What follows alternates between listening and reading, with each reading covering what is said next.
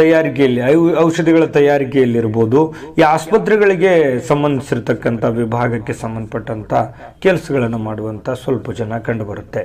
ಇನ್ನು ಈ ಕೃತಿಕಾ ನಕ್ಷತ್ರದವರು ಎಲ್ಲ ಕ್ಷೇತ್ರಗಳಲ್ಲೂ ಕೂಡ ಉತ್ತಮವಾಗಿರ್ತಕ್ಕಂಥ ಸಾಧನೆ ಮಾಡೋರು ಅಂತಲೇ ಹೇಳ್ಬೋದು. ಉದ್ಯೋಗ ಕ್ಷೇತ್ರದಲ್ಲಿ ಎಂಥದ್ದೇ ಇದ್ರೂ ಕೂಡ ಬಹಳಷ್ಟು ಯಶಸ್ಸಿನ ನಡೆಗೆ ತಂದುಕೊಳ್ತಕ್ಕಂಥ ಶಕ್ತಿವಂತರು ಇವರಾಗಿರ್ತಾರೆ.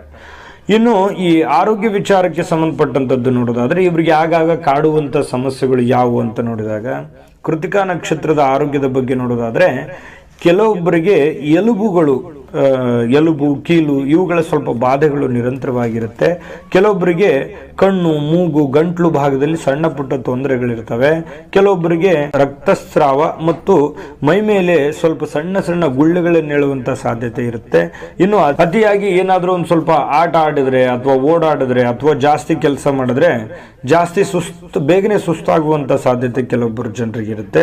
ಮತ್ತು ಆಗಾಗ ಆರೋಗ್ಯದ ಮೇಲೆ ಸಣ್ಣ ಪುಟ್ಟ ಪರಿಣಾಮಗಳು ಬೀರುತ್ತೆ. ಹಾಗಾಗಿ ಇದು ಆಲ್ ಓವರ್ ಈ ಒಂದು ಕೃತಿಕಾ ನಕ್ಷತ್ರದಲ್ಲಿ ಹುಟ್ಟಿರ್ತಕ್ಕಂಥವ್ರ ಆರೋಗ್ಯ ಸಮಸ್ಯೆಗಳಾಗಿರುವಂಥದ್ದು.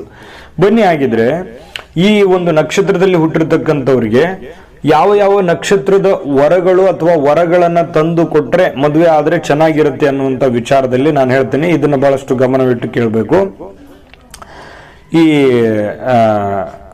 ವರನಿಗೆ, ಯಾಕಂತಂದ್ರೆ ಈ ಕೃತಿಕಾ ನಕ್ಷತ್ರದ 1ನೇ ಚರಣದ ವರನಿಗೆ ಅಂದ್ರೆ ಹುಡುಗನಿಗೆ ಯಾವ ನಕ್ಷತ್ರದ ಹುಡುಗಿಯ ತಂದು ಮದುವೆ ಮಾಡಬೇಕು? 1ನೇ ಚರಣ ಅಂತಂದ್ರೆ ಅದು ಮೇಷರಾಶಿಗೆ ಸಂಬಂಧಪಟ್ಟಿದ್ದಲ್ವಾ, ಹಾಗಾಗಿ ನಾನು 1ನೇ ಚರಣದ ಮಾತ್ರ ಹೇಳ್ತಾ ಇದ್ದೀನಿ. ಕೃತಿಕಾ ನಕ್ಷತ್ರದ 1ನೇ ಚರಣದಲ್ಲಿ ಹುಟ್ಟಿರುವಂತಹ ವಧು ಅಂದ್ರೆ ಹುಡುಗನಿಗೆ ಯಾವ ನಕ್ಷತ್ರದ ಹುಡುಗಿ ಸೂಟ್ ಆಗುತ್ತೆ ಅಂತ ನೋಡಿದಾಗ, ವಧು ಸೂಟ್ ಆಗುತ್ತೆ ಅಂತ ನೋಡಿದಾಗ ಅಶ್ವಿನಿ, ಮೃಗಶಿರ, ಆಶ್ಲೇಷ, ಮಘ, ಪೂರ್ವ ಪಾಲ್ಗುಣಿ, ಪುಷ್ಯ,